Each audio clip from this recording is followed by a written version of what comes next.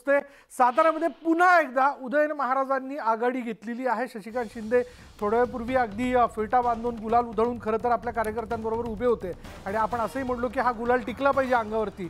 पण आता उदयनराजे भोसलेंनी 9736 इतकीची आघाडी जी आहे, या आकड्याची आघाडी जी ती घेतलेली आहे, त्यामुळे त्या आघाडीवरती आता ही कितवी फेरी आहे हे जाणून घेणं महत्त्वाचं ठरेल।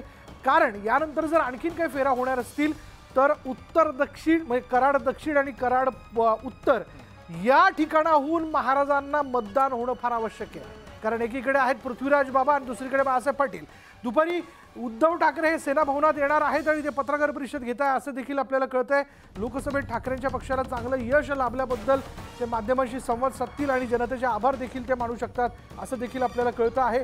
त्याच्यामुळे आता बघूयात 4 ते 5 वाजेपर्यंत 543 जागांच्या संदर्भात म्हणजे 543 लोकसभा मतदारसंघांच्या संदर्भात चित्र जे आहे ते जवळपास स्पष्ट झालेलं असेल।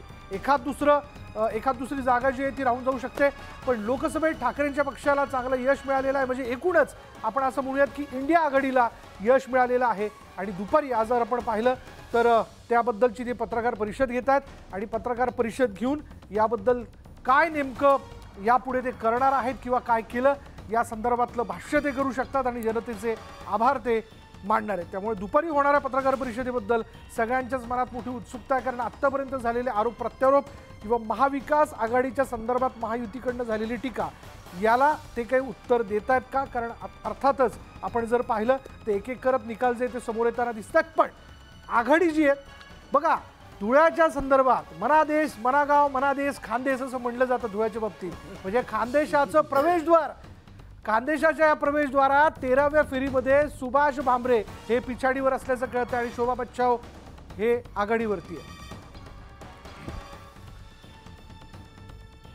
पण या सगळ्या निवडणुकीच्या निकालांच्या घडामोडीमध्ये एक वेगळी बातमी अशी हात